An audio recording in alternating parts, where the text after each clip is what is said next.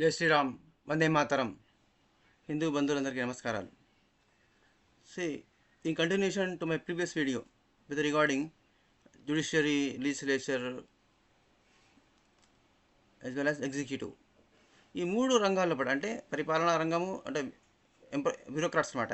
IAS నుంచి మొత్తం all government employees, చట్టసభలు, పార్లమెంటు, అసెంబ్లీ, ఎమ్మెల్యేలు, ఎంపీలు, వాళ్ళు మన దేశం కోసం, ప్రజల కోసం చట్టాలు తయారు చేస్తారు. దాన్ని లా అండ్ ఆర్డర్ను సూపర్వైజ్ చేసి ప్రజలకు న్యాయం అందించాల్సినటువంటి బాధ్యత జ్యుడిషియరీ, న్యాయ వ్యవస్థది. ఇది మనం చదువుకున్నాము as students. So in all spectrums, in all areas, all these three institutions which are very vital to the existence of very democracy have just literally failed. ఇది మనం గతంలో మనం చర్చించుకున్నాము. I just want to give some more examples. ఇంకా కొన్ని examples మనము చూసుకుందామండి. ఎందుకంటే మనము ఇంతకాలం నుంచి ఇండియా లోపల 75 ఇయర్స్ నుంచి మనం చిన్నప్పటి నుంచి కూడా ప్రజాస్వామ్యం ఘన విజయం సాధించింది.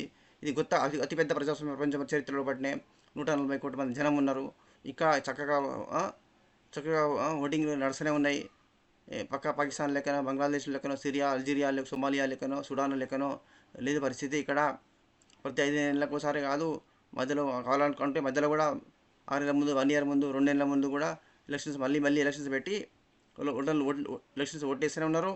జనం చక్కగా మందు తాగి బిర్యానీ పొట్లం తిని 1000 రూపాయలు తీసుకొని సోదరిమణులు చక్కగా ఓట్లు వేస్తూనే ఉన్నారు. ఓట్ల పండుగ అయితేనే ఉన్నది. ఎవరి ఓట్లు వేస్తే వాళ్ళే అధికారంలో, ఎవరికి వస్తే వాళ్ళు గెలిపించే వాళ్ళు అధికారం రూల్ చేస్తూనే ఉన్నారు కదా. ఇంతకన్నా గొప్ప ఇది సెలబ్రేషన్ ఆఫ్ డెమోక్రసీ అట. ఎలక్షన్స్ అనేది, ఓట్లు అనేది ప్రజాస్వామ్య పండుగ అట. whom you are trying to fool? ఇక్కడ హిందూస్ ఆర్ డివైడెడ్ అండ్ ఇంకా ఓట్లకు డబ్బులు తీసుకుని వేసేవాళ్ళు కొంతమంది. తాగుబోతులకు మందు తాగిపించి వివరణ పగటించి ఆడవాళ్ళకు 500 1000 రూపాయలు ఇచ్చి ఓట్లు వేయించుకొని తర్వాత వేల లక్షల కోట్లు దోచుకుంటున్నటువంటి దుర్మార్గుల రాజకీయ వ్యవస్థ ఉంటే దేశం లోపల కాశ్మీర్ నుంచి కన్యాకుమారి వరకు ఫ్యామిలీ పార్టీస్. కాశ్మీర్ లోపల ఏంటిది, ఎప్పుడు చూడు ఒకే మ్లేచ్చులే ముఖ్యమంత్రి అవుతారు. ఎందుకు మరి అక్కడ ఇప్పుడు మైనార్టీ అని గొప్పలు పెడుతున్నారు కదా అన్న crooks. On the name of religion you have taken 2 countries, Pakistan and Bangladesh. Then when obviously this India should be definitely belongs to others who did not take any country on the base of religion. మతం ప్రాతిపదిక మీద ఏ దేశాన్ని తీసుకున్నటువంటి బౌద్ధులు, సిక్కులు, జైనులు, హిందువులది కదా. మత ప్రాతిపదిక ఒక 2 దేశాలు పోయినాయి. అప్పుడు మళ్ళీ వాళ్ళకి ఎటువంటి వాళ్ళు ఎట్లా క్లెయిమ్ చేస్తారు, వాళ్ళు ఎట్లా దౌర్జన్యం చేస్తారు? వాళ్ళని అపీస్మెంట్ చేయడానికి కోసము నువ్వు వాళ్ళ ఓట్ బ్యాంక్ చేసుకుని మొత్తం బిల్స్ అన్ని వాళ్ళకి పాస్ చేసుకుంటా, వాళ్ళకి అనుకూలంగా చేసుకుంటా. సుప్రీంకోర్టు వాళ్ళ కోసం పనిచేస్తుంది, ఎగ్జిక్యూటివ్ వాళ్ళ కోసం అనుకూలంగా పనిచేస్తుంది. వాళ్ళు భయపడతారు ఎగ్జిక్యూటివ్. ఇప్పుడు మనము కరెంట్ బిల్లు వసూలు చేస్తారా, చేయలేరు. వాళ్ళకు నీకు ఇక్కడ అన్ని స్కీమ్స్ ఏమి ఇచ్చినా, ఇండ్లు ఏమి ఇచ్చినా, అడవులు అర్ధగోళిగా నరుక్కుంటూ వంట చెరుకుగా వాడుకుంటారండి. ఎక్కడ పడితే అక్కడ చెట్లను, చెట్టు కనపడితే అక్కడ చెట్లను నేనే చూసాను ఎన్నోసార్లు.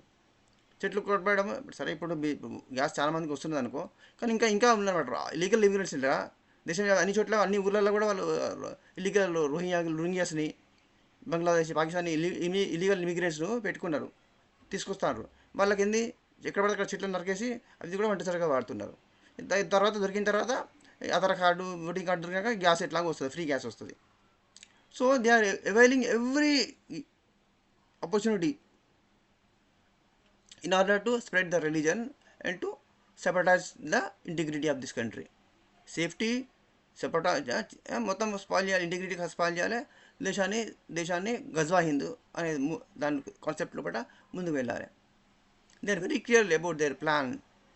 వాళ్ళ ప్లాన్ ఉంది, ప్లాన్ ఎట్లా ఎగ్జిక్యూట్ చేయాలనేది they are just without looking back, they are just going on a very very great speed.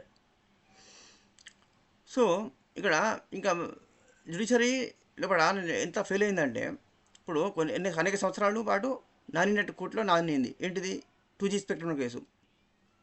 తర్వాత ఏంది, సరైన ఆధారాలు లేవు, ప్రాసిక్యూషన్ కరెక్ట్గా మాకు ఎవిడెన్సెస్ ఇవ్వలేదు, we are not satisfied with the evidences given by the prosecution అని చెప్పేసి మొత్తం కేసును డిస్మిస్ చేసి ఏ రాజాను కలీములు అందరూ అందరూ బయట అన్ని మంచిగా విడుదలైపోయినారు.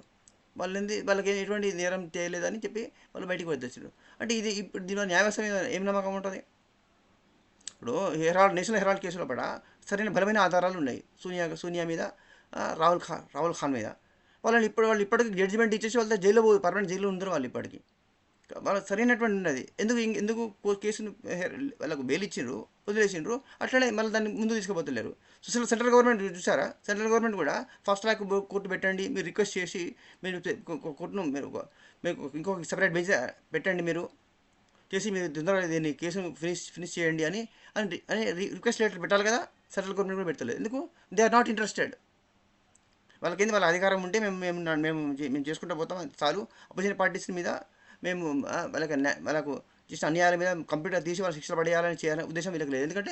ఏంటంటే మేము శాంతి దూతలము, రివెంజ్ తీసుకోవాలనే ఉద్దేశం మాకు లేదు.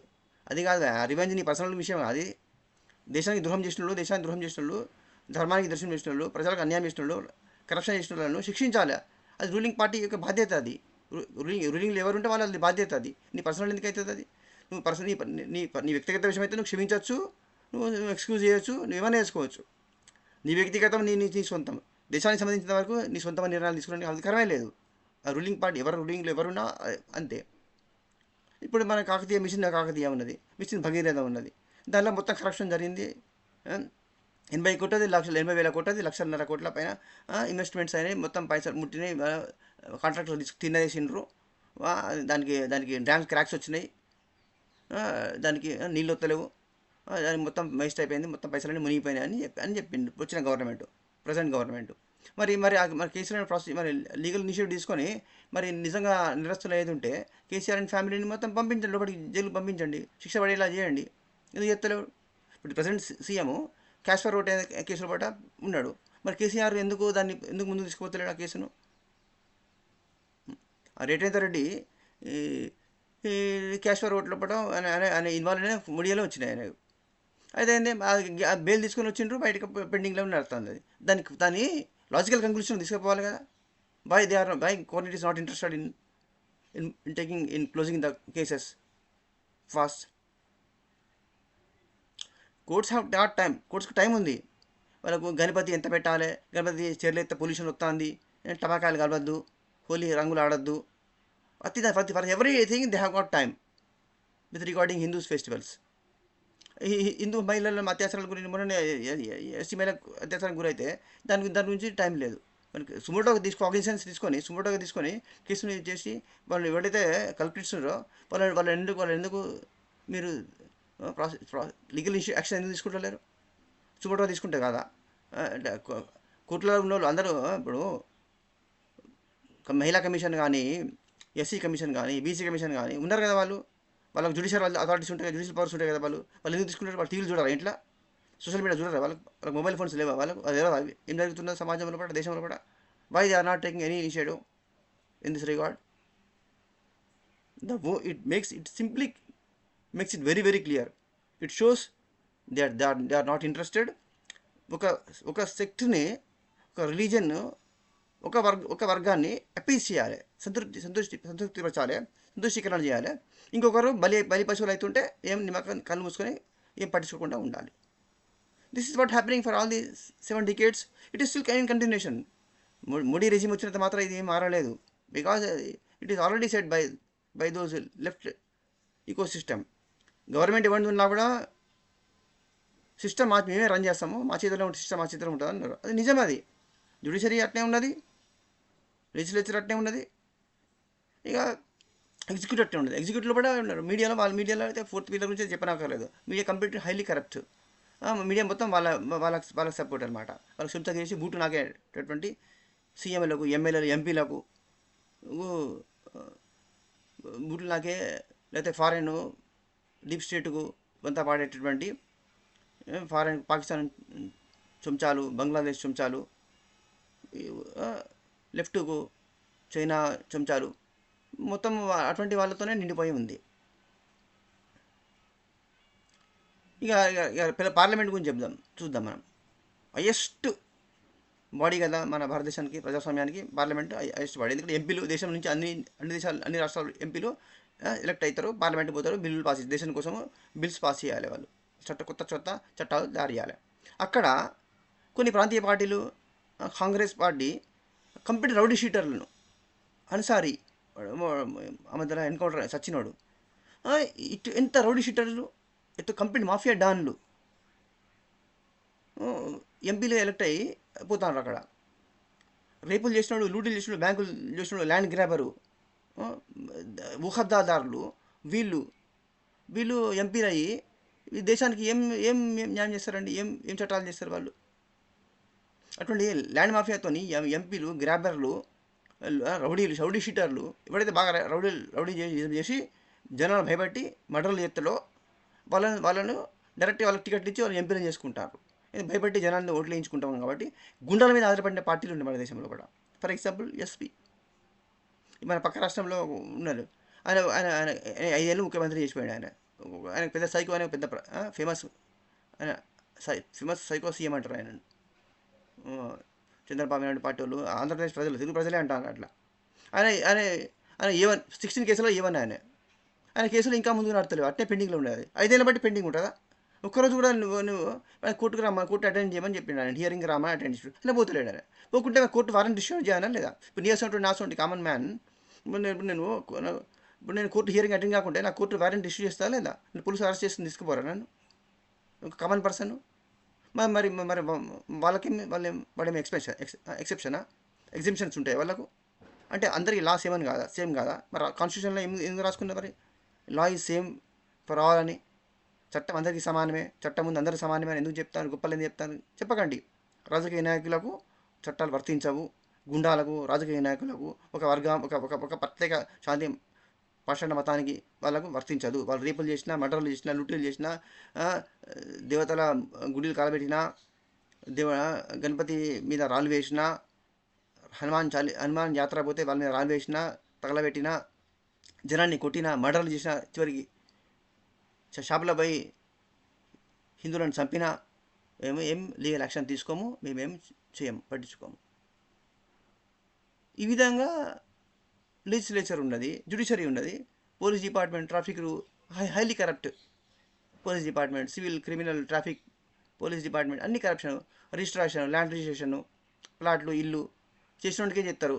ల్యాండ్ మాఫియాతో కుమ్ముకైనటువంటి రిజిస్టర్ ఆఫీసులు. కరప్షన్ మొత్తం A to Z కరప్షన్. అన్ని డిపార్ట్మెంట్స్ కరప్షనే ఉన్నది. హెల్త్ కేర్ బాగలేదు, ఎడ్యుకేషన్ బాగలేదు. ఏ సిస్టమ్, ఎడ్యుకేషన్ బాగున్నదా? హెల్త్ కేర్ బాగున్నదా? వైద్య సదుపాయాలు బాగున్నాయా? మరి దేశానికి మీరు దేశ ప్రజలకు మీరు ఇచ్చిన గొప్ప సేవలు ఏంటి? ఏమీ లేవు. Literally judiciary, legislature, executive, all the 3 organs which are very very pillars of democracy have failed 100%. హిందువులారా, ఇప్పుడైనా ఒక వర్గ ప్రజల నుంచి చూసి నేర్చుకోండి. ఎక్కడ చిన్న అల్లరైనా 1000 మంది కాదు 10,000 మంది హిందువులు రోడ్డు మీదకి రావాలి, రోడ్లను బ్లాక్ చేయాలి. అక్కడ మనకు ఏమైనా అన్యాయం జరిగిందో దాన్ని ఇమీడియట్గా మనము దానికి జస్టిస్ జరగాలి, గంటల లోపల జస్టిస్ జరగాలి. దానికి ఏం అవసరమో అది మనకు షైన్ బాగ్లా చూపెట్టిండ్రు వాళ్ళు. షైన్ బాగ్లా చూపెట్టిండ్రు, హైదరాబాద్లో చూపెట్టిండ్రు, ఓల్డ్ సిటీలో చూపెట్టిండ్రు, లక్నోలో చూపెట్టిండ్రు, మురాదాబాద్లో చూపెట్టిండ్రు, మహారాష్ట్రలో చూపెట్టిండ్రు, ముంబైలో చూపెట్టిండ్రు. So let's learn lessons from those people who are more intelligent than us. Please share and subscribe. ఈ మెసేజ్ను అందరికీ పాస్ ఆన్ చేయండి.